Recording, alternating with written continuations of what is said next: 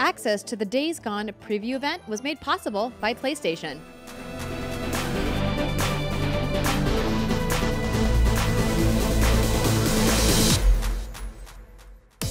What's good, everybody? Andrea Renee here at the Days Gone preview event, and I'm sitting down with John Garvin, the creative director at Bend up there in Oregon. So thank you so much for taking the time to chat with me today. Hello. Hey, yeah, awesome. Great talking to you, Andrea. So the last time we saw each other, as I mentioned before we sat down, was at the Judges Week event right before E3, and I only got just a kind of tiny slice of the game back then, but I was really impressed with what I saw. So thank you so much for giving me a much meatier slice today. Yeah, right. And the game has come a long way since then. I mean, it's like we've put so much more polish and performance enhancements. So, I hope you enjoyed it more today than you did back in Judges Day. Oh, absolutely. I think I'm kind of like a kid in a playground. I don't even know which attraction to go check out first. There's Right. just so much to do.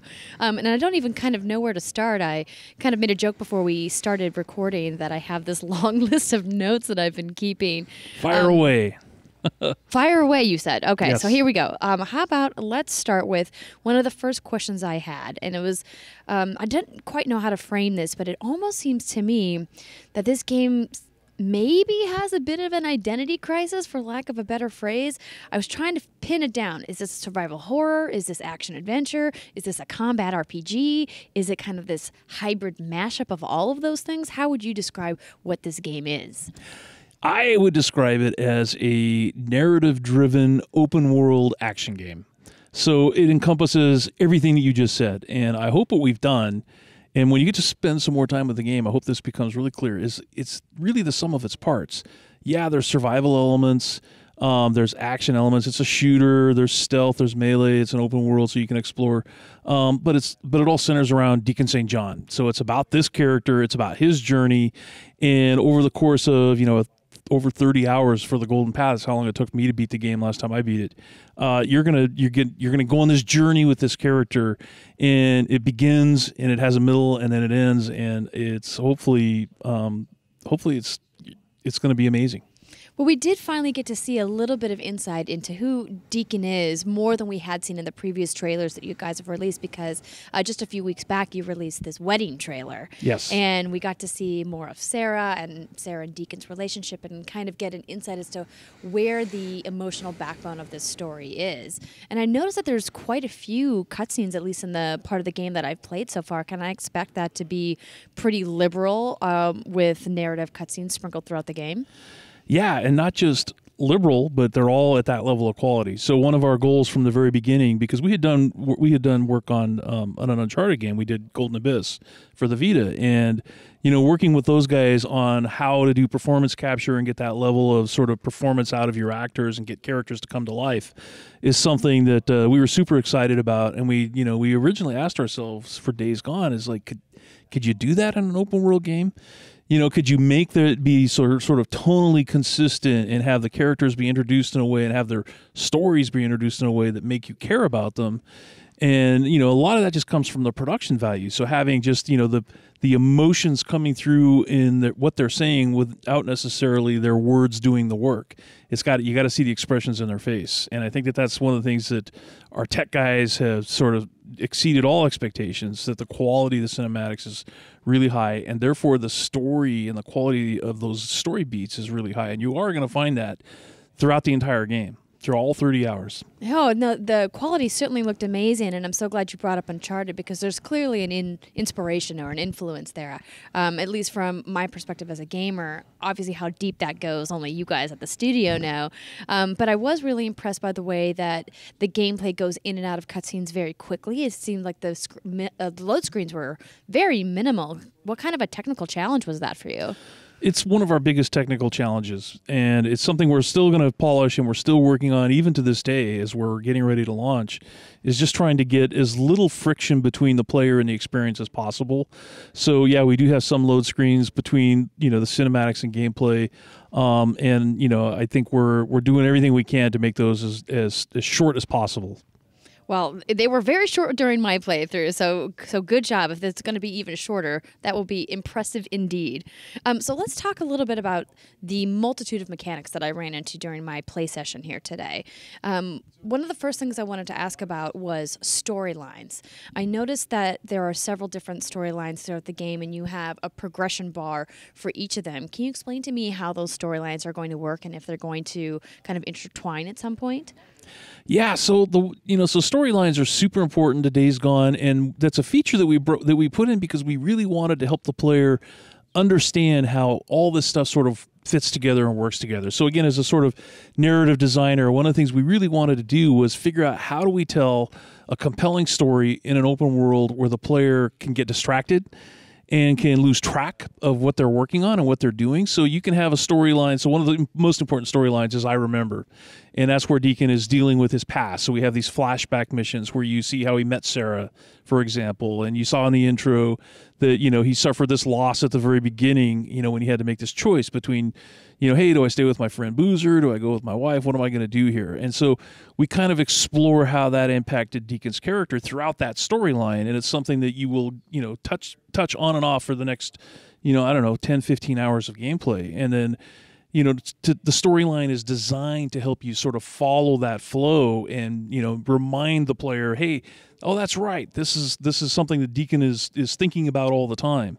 Because at the same time you have a storyline where you have to help, this young survivor that you rescue. I don't know if you got that far in your playthrough when you go to Marion Forks and you're basically said, hey, there's a survivor there. Go find her, rescue her, bring her back to this encampment. So that starts another whole storyline where you kind of track what happens to this person over the course of the game. And, so again, you'll come back to that storyline hours and hours later. And so the storyline sort of helps you sort of keep track of all these disparate things. And yeah, some of them intersect. In important ways. It's interesting that you bring that up because, when you talk about an open world, players all approach open worlds in a different fashion, right? So would you say that your intentions as a studio is for people to kind of intersect their progress on stories? Or if I decided to just go down one storyline, will I be able to do that? Like if I wanted to do one storyline to completion?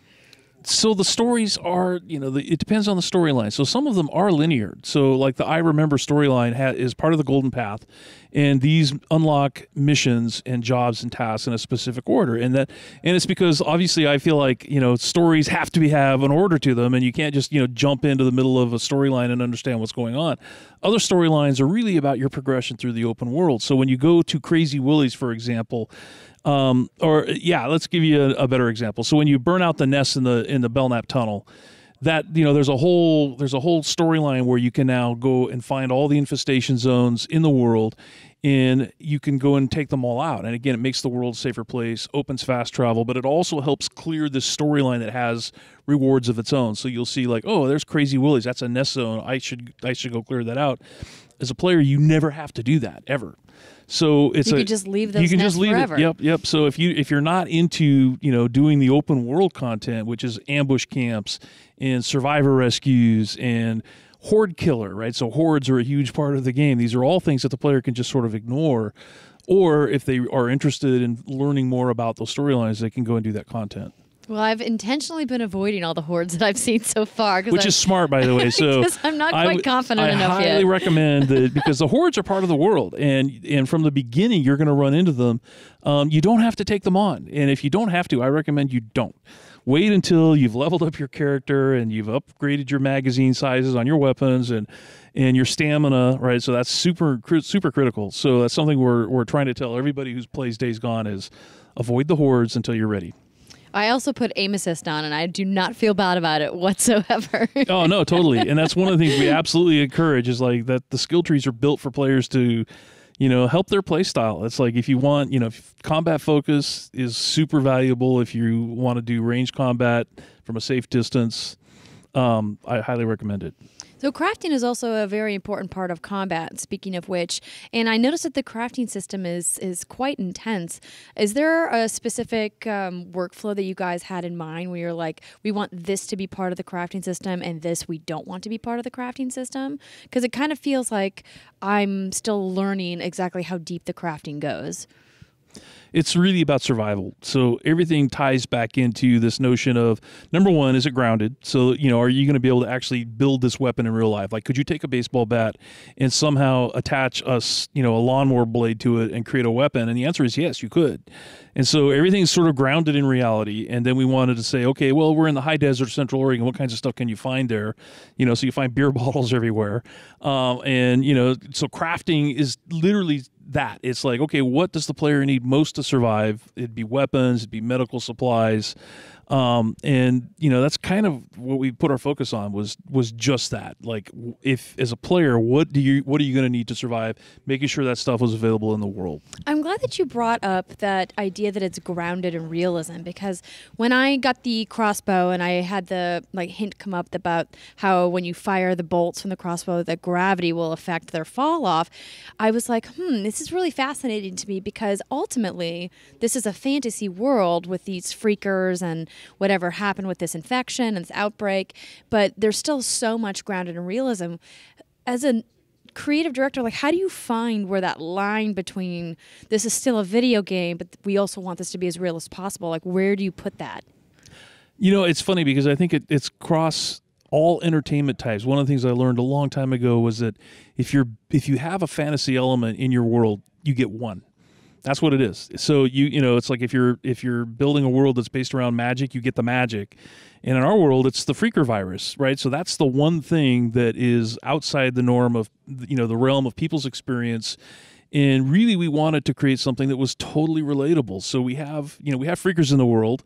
But they're not crazy, giant, tentacle-based creatures. They're like things that, you can imagine this virus actually doing this to make this ranger bear look like this. So everything is kind of based on that. We have one thing, and that's the freaker virus. Everything else is pretty much grounded in reality. Okay, that makes sense. And the more that I think about what I've encountered so far, I haven't yet had my suspension of disbelief broken. So that's good to hear. So high five. Yeah. So, and one of the things that Jeff Ross, the game director, really pushed for, and I really appreciated, is keeping it real, but at the same time not making it work. Right. Right. So we do make you worry about fuel consumption on your bike, but we don't want it to become such a pain that it feels like your second job. We want it to be like, oh, okay, this is something I've really got to be mindful of and be worried about, and I can upgrade my bike and get away from those worries a little bit. But at the same time, it grounds it in reality. It's not like a lot of open world games, there's no fuel management at all, and you just you can just whistle for your car or whatever, and it comes back. And sometimes we wanted not such a bad thing, right? And we just wanted to make it more real. Keep it real. Well, you got to keep that survival element going, right? I'm so glad you brought up the bike. I mean, you guys have extensively talked about how you consider the bike to be like an additional character in this game. And what I thought was really interesting in the demo that we got to play today is that we started out with what I have to imagine is close to a fully loaded bike. Yeah. And then you take it away. Yeah. And then we have to start from scratch. Is that intended to give the player an idea of what they're working towards? Oh, absolutely. It's because, in terms of the story, and one of the things we've also worked really hard to do is just make sure that the story is always lockstep with the gameplay so that it's not arbitrary. So, Deacon would not be 2 years into a post-apocalyptic nightmare and be writing on something that was going to be a struggle to survive. He would have it already built up and tricked out. So, we had to take that away from the player early on because we want that progression, but at the same time, give you a taste of it and say, yeah, you know what, this is going to be really cool again once you get back to that point. It's all about the grind, right? The grind, yes. So speaking of which, let's talk about encampments for just a minute. So one of the first camps that we get to see is Copeland's camp, and we get to see the mechanic, the merchant, bounties, the kitchen. So clearly a lot of boxes that you have to check by going out and doing activities in the open world. And the thing that I noticed that they're all kind of based off of is this trust system. Can you explain to me what the trust system is and how it works? Yeah, so every encampment in the game has its own economy. So you can earn trust at Copeland's camp, and that's basically nobody trusts anybody in this world because just the nature of the world itself. It's like, there's no law, there's no civilization, and the open world, the farewell wilderness, is really, really harsh, and everybody out there is trying to kill everybody else. So when you go into a survivor encampment and they already don't trust you, and we see lots of backstory, like Deacon's been here for a while and he's already had run-ins with these people, and maybe he's done some iffy things in the past, things that we get into later. And he's got to earn trust with Copeland in order for them to, be willing to sell him parts that are really rare, really hard to come by. So yeah, earning trust, super important. You have to do that at the Hot Springs camp as well, and all the other camps, and not just trust, but also credits. So so you have to earn the ability to buy things at these camps, and that's really the core of the open world gameplay loop, because all of the open world content, like bringing in freaker bounties, which are the freaker ears, that proves that you're killing freakers and making it safer in the world, and they pay you for that. And the same thing with doing jobs for them or taking out ambush camps because they're attacking their supply routes. All that stuff ties into making the world safer, and therefore they reward you for that. So I have to imagine then that you're going to get unique items at each of the different encampments to kind of incentivize the player to want to build trust with each individual encampment? Yeah, absolutely. In fact, the economy team has worked really hard on that, because the Copeland's camp, for example, has Manny, and therefore they focus on bike upgrades. A later camp you're going to get to later in the game also has bike upgrades, but they're different. They'll have bigger gas tanks. But they'll have a line of things, that only can be purchased at Copeland's camp. So if you want to get those things, like they have different types of, decals or color combinations or whatever. There's all sorts of things that are unique to each camp. Ooh, I haven't even gotten into the customization items yet. You can totally make your bike look in a way that Deacon St. John would hate. Well, then I think this is going to be my mission. Well, listen, I have so many more questions for you, but I would love to end on something to do a little bit more with like the theme of the game. So when I first heard this game announced, I didn't quite know what the title meant, but I think a lot of us out there kind of made some educated guesses. But then when I hit the pause menu in my demo today, I saw 738 days gone, or whatever number. I don't know if that number is exactly accurate. But the reason I bring this up is because I think it was really fascinating for kind of hit me in this moment of like, oh, it's all about like whatever that like ground zero date was. Yeah. Would you say that thematically throughout the game, this is going to really focus on Deacon looking back to where he was? And if yes, does it mean that he has nothing to hope for? That is an awesome question. And I think that, so thank you for picking up on the days gone number. And that's one way to interpret that. And I definitely think that the intro is where you can really, find out where Deacon's heart is. And I think that that's something we're just not talking about yet. Yeah, well, obviously we want to leave, a lot of that narrative stuff for player discovery, of course. But, I mean, in such a world where, you think about post-apocalyptic anything, whether it be like nuclear fallout or infection, what have you, I think you see these communities of these characters trying to hold on to a semblance of what was or their reality or what to hope for in tomorrow. Yeah. So, like you mentioned the wedding trailer. Have you seen the wedding trailer? Yes, I have, absolutely. So that, I think that kind of goes to the core of it. It is about loss, and it is about grief, and it is about sorrow. But and again, without getting into spoilery details, it's also about hope. And I think especially as you get further into the game and you see Deacon interact with more people, and early on in the game, I think he's a little reckless and maybe a little nihilistic almost, and his best friend asks, "Hey, you got a death wish? What's going on?" And Deacon sort of feels that way, but eventually he turns that around in a way that I think is relatable. And I think that's really the key. Again, grounding everything in reality. It's like, can we create a character who has something in his past that has made him sort of filled with regret, but at the same time gives him some reason to sort of want to keep struggling to survive. Well, John, thank you so much for your time today. If you could please remind everybody listening to the show when they can get their hands on Days Gone. April 26th, Days Gone is going to be available. Can't wait to have you play it.